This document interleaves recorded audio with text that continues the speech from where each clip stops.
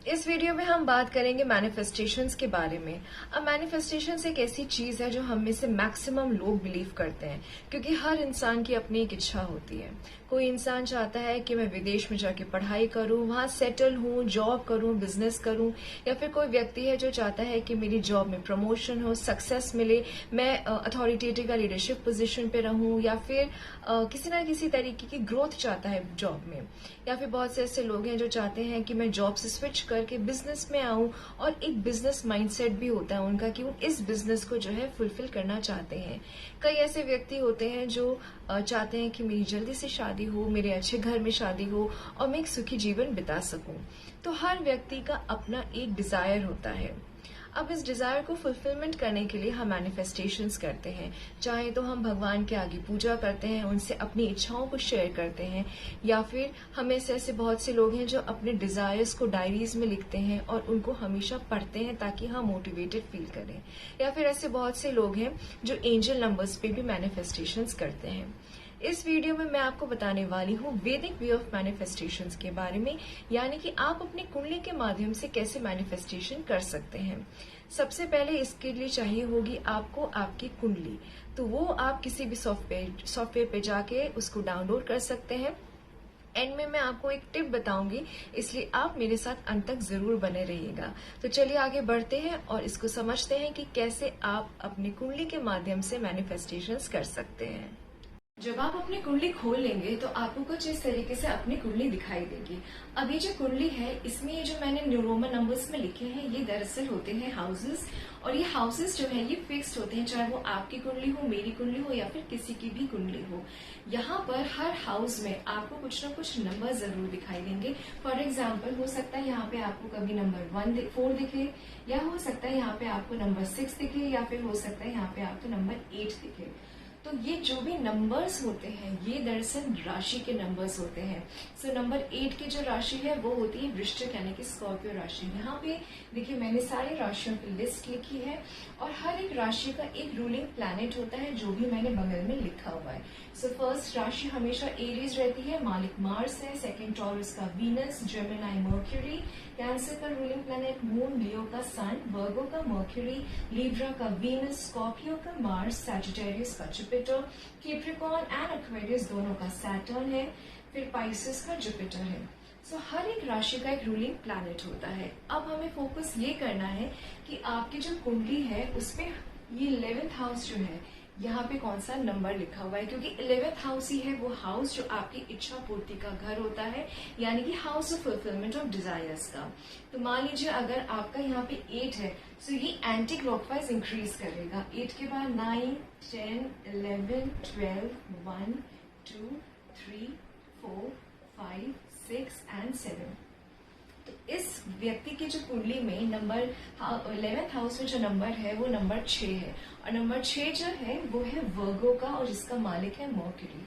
अब एक और इम्पोर्टेंट बात, ये जितने भी हाउसेस हैं हर हाउस कुछ ना कुछ एक डिनोट करता है, कोई ना कोई सिग्निफिकेंस रखता है।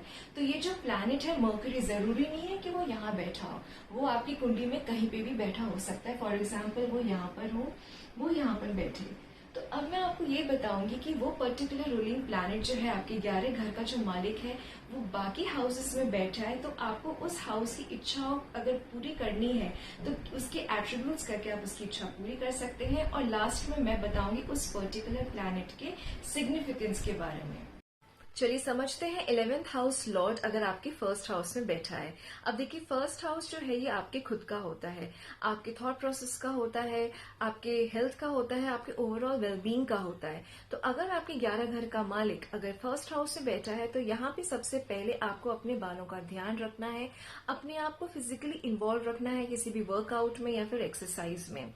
साथ ही साथ आप अपने जो विचार हैं, जो भी आपके डिजायर्स हैं, ये आप दूसरों से जरूर शेयर कर सकते हैं।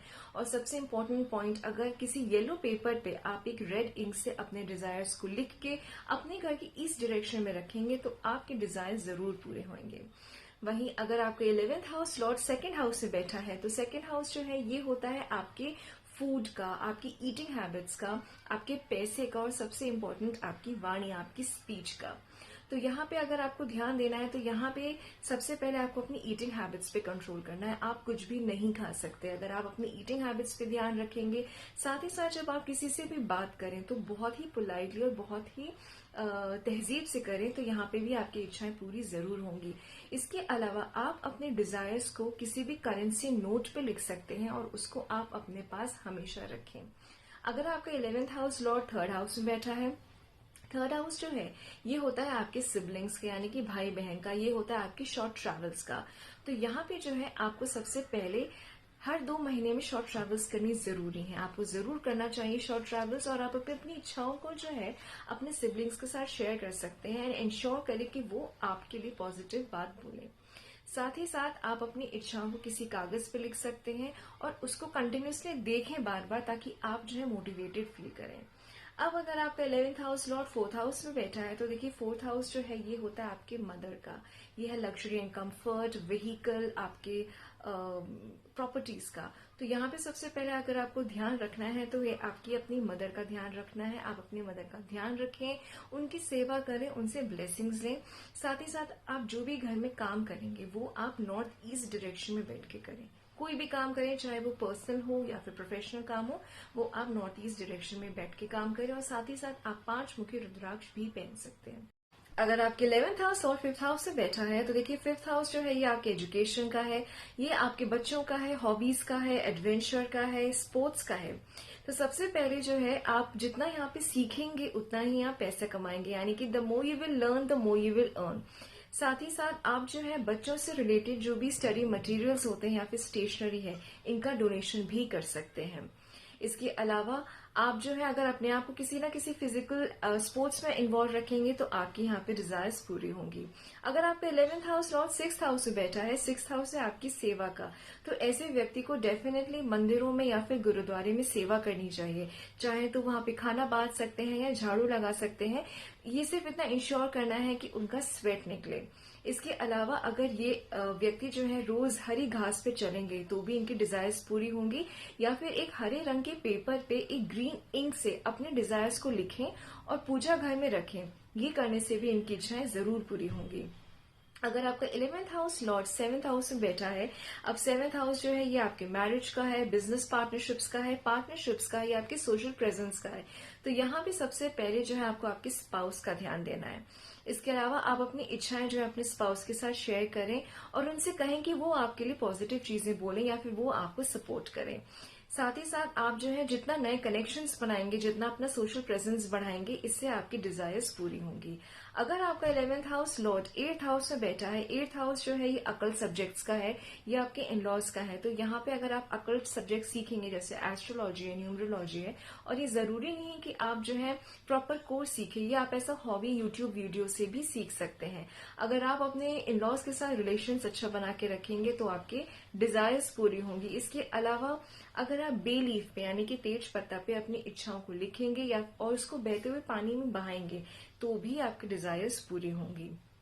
अब अगर आपका 11th house Lord 9th house में बैठा है, 9th हाउस है आपके फादर, आपके प्रीस्ट, गुरु, आपके फैमिली ट्रेडिशंस का, आपके रिलीजन का, आपके लॉन्ग ट्रैवल्स का। तो यहाँ पे सबसे पहले आपको आपके पिताजी का ध्यान देना है, उनकी ब्लेसिंग्स लेनी है। आप यहाँ पे जरूर लंबी यात्राएं करें, रिलीजियस प्लेसेस पे ट्रैवल करें।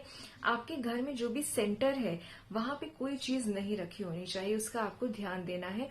और आप अपनी इच्छाओं को स्वयं भगवान से कह सकते हैं तो भी आपकी इच्छाएं पूरी होंगी।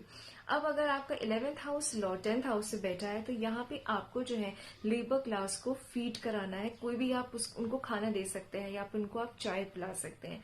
आप अपनी इच्छाओं को जो है एक लैपटॉप पे लिखें और उसको एज अ वॉलपेपर अपने लैपटॉप पे या फिर आप अपने मोबाइल पे भी लगा सकते हैं, तो भी आपकी इच्छाएं यहाँ पे पूरी होंगी। अगर आपके 11th house Lord's 11th house में ही बैठा है तो 11th हाउस जो है ये है आपके फ्रेंड्स का, आपके सोशल सर्कल्स का, आपके रिलेटिव्स का। तो आप जो है अपनी इच्छाओं को आप अपने फ्रेंड्स के साथ, सोशल सर्कल्स में या फिर अपने रिलेटिव्स के साथ शेयर कर सकते हैं और उनसे जरूर एडवाइस लें। अब आपको यहाँ पे ध्यान देना है कि आपको जो है अपनी डिजायर्स को ना ज्यादा चेज नहीं करना है, आपको उनको छोड़ देना है, वो ऑटोमेटिकली आपके लिए पूरी होंगी। अगर आपका 11th house Lord 12th house में बैठा है, 12th हाउस जो है ये है आपके स्पिरिचुअलिटी का, ये है आपके प्रिजन का, ये है आपके मेडिटेशन का। तो यहाँ पे जो है आपको डेली मेडिटेशन करना चाहिए और अपने आप को जरूर टाइम देना चाहिए। स्पिरिचुअलिटी प्रैक्टिस करिए, साथ ही साथ अगर आपसे हो पाए तो आप प्रिजन में जाकर वहां के लोगों के लिए आप जरूर फूड ऑफर करें, तो आपकी इच्छाएं पूरी होंगी। तो ये तो था वो प्लैनेट 11th हाउस लॉर्ड आप लोगों के लिए, जो वेरियस हाउसेस में बैठ के आपको अगर वो एट्रीब्यूट्स करेंगे इन हाउसेस के, तो आपकी डिजायर्स पूरी होंगी।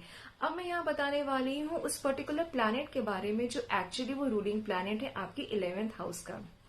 अगर सन है आपके 11th हाउस का मालिक, तो यहाँ पे आप जो है मंकीज को और काउस को फीड करिए। अगर मून है तो आपको डेफिनेटली मून लाइट में वॉक करना चाहिए, या फिर आप जो है जैसे डिनर के बाद आप अपने घर के आसपास जो है हल्का सा जरूर टहलिए, चाहे 10-15 मिनट ही सही, पर आपको जरूर वॉक करना चाहिए। अगर सैटर्न है आपका वो 11th हाउस लॉर्ड, तो यहाँ पे आप जो है लेबर क्लास को खाना खिलाइए, उनको चाय पिलाइए। अगर आपका मर्क्यूरी है तो मर्क्यूरी के केस में आपको जो आपके घर के प्लांट्स हैं उनका ध्यान दीजिए, आप पौधों का ध्यान दीजिए।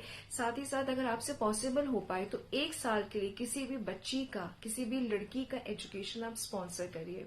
वहीं अगर आपका जुपिटर है वो रूलिंग प्लैनेट, तो आप जो है अपने पिताजी का, अपने गुरु का, इनकी जरूर सेवा करिए, इनका ध्यान रखिए। अगर वीनस है आपका रूलिंग प्लैनेट, तो यहाँ पे जो है आपको हमेशा टॉप नॉच बन के रहना है। अच्छे कपड़े पहनिए, अच्छे से ड्रेसअप करिए, कोशिश करिए आपके कपड़े बिल्कुल आयरन हो, अच्छे परफ्यूम्स का इस्तेमाल करिए। साथ ही साथ अगर मार्स है आपका रूलिंग प्लैनेट, तो यहाँ पे जो है अपने आप को फिजिकल वर्कआउट में जरूर इन्वॉल्व करना है, क्योंकि मार्स एनर्जी है। तो वो अगर आप एनर्जी अपनी फिजिकल वर्कआउट में चैनलाइज करेंगे तो आपकी इच्छाएं जरूर पूरी होंगी। अब अगर आपके 11th हाउस में राहु या फिर केतु लिखा है, तब आपको क्या करना है। अगर राहु है आपके 11th हाउस में लिखा हुआ, तो यहाँ पे आपको जो आपकी डिजायर्स हैं ये आपको विजुअलाइज करनी है, यानी कि इमेजिन करनी है, और कोशिश करनी है कि आप बहुत पॉजिटिव विजुअलाइजेशन करें। और ये हमेशा रात में प्रैक्टिस करिए सोने से पहले, क्योंकि राहु जो है ये हमेशा रात में एक्टिव होता है। तो अगर आप अपनी इच्छाओं को विजुअलाइज करेंगे सोने से पहले, तो आपकी डिजायर्स यहाँ पूरी होंगी। अब अगर आपके केतु बैठा है 11th हाउस में, तो आपको ध्यान देना है कि आप जो भी आपकी इच्छाएं हैं वो आप बोलें या फिर आप उनको लिख के रखें। और ध्यान दीजिएगा कि 11th हाउस में जब केतु बैठता है ना, तो ऐसे व्यक्ति जो है बहुत नेगेटिवली बोलते हैं, तो केतु जो है वो नेगेटिव को भी मैनिफेस्ट करेगा। सो आपको ध्यान देना है कि आप जो भी लिख रहे हैं, जो भी बोल रहे हैं, वो पॉजिटिव मैनिफेस्टेशन हो। अभी जो भी मैंने आपको प्रैक्टिस बताई है, ये आपको जो है प्रैक्टिस करती रहनी पड़ेगी, क्योंकि ये ओवरनाइट चीजें नहीं है। ये आपको 1 महीना करिए, आप 2 महीने करिए, 3 महीने करिए, 4 महीने करिए, आप ऑब्जर्व करेंगे कि आपकी जो डिजायर्स हैं वो जरूर फुलफिल होंगी।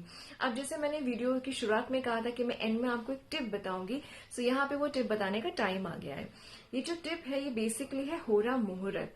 हर दिन में एक प्लैनेट को एक आवरली का टाइम मिलता है। ये आपको कैसे पता चलेगा, ये चाहे आप गूगल करके देख सकते हैं कि होरा मुहूर्त फॉर टुडे। जब आप ये टाइप करेंगे तो आपको जो है आपकी करंट लोकेशन डालनी पड़ेगी जहां पे आप इस टाइम पे रह रहे हैं। फिर आपको, क्योंकि ऑलरेडी 11th हाउस लॉर्ड पता चल गया है, वो सन भी हो सकता है, मून भी है आपके लिए, या फिर वो किसी के लिए मर्क्यूरी हो सकता है, वीनस हो सकता है। तो जब आपको वो रूलिंग प्लैनेट पता चल गया, आप उस होरा मुहूर्त से देख सकते हैं कि उस पर्टिकुलर प्लैनेट को दिन में कौन सा टाइम मिल रहा है होरा मुहूर्त का। या तो आप हॉरोकॉस्मो ऐप यूज़ कर सकते हैं। यहाँ पे नीचे सर्विसेज पे क्लिक करेंगे तो कुछ इस तरीके से पेज खुलेगा। यहाँ होरा मुहूर्त पे क्लिक करिए, उसके बाद आपको ये बॉक्स खुला हुआ दिखेगा। आप यहाँ पे करंट लोकेशन अपनी डालिए, चेक नाउ पे क्लिक करिए और उसके बाद आपको ये पेज दिखेगा। अब यहाँ आप देख सकते हैं कि हर एक प्लैनेट का एक एंट्री टाइम और एक एग्जिट टाइम है, यानी कि आवरली टाइम है। ये था आज का होरा। इसी प्रकार से आपको हर डेट वाइज आपको हर एक प्लैनेट का होरा मुहूर्त दिख सकता है, जिसको आप चेकआउट कर सकते हैं। उस होरा मुहूर्त के टाइम पीरियड में आपको सिर्फ 10 मिनट निकाल के ग्रैटिट्यूड शो करना है, क्योंकि हम में से इच्छाएं तो बहुत लोग मांगते हैं लेकिन ग्रैटिट्यूड शो करना भूल जाते हैं। सो ग्रैटिट्यूड शो करना भी भगवान को, यूनिवर्स को उतना ही जरूरी है, क्योंकि हमारे पास एक्चुअली बहुतों से बहुत ज्यादा है। तो जरूर ग्रैटिट्यूड शो करिए, और साथ ही साथ कोई एक वैलिड डिजायर जो आप अपनी लाइफ में चाहते हैं होना, उसको जरूर मांगिए। सो ये 10 मिनट आप अगर डेली प्रैक्टिस करेंगे उस होरा मुहूर्त में, सो आई एम 100% श्योर कि आपकी लाइफ जो है वो बहुत ज्यादा बैलेंस और बहुत ज्यादा काम हो जाएगी।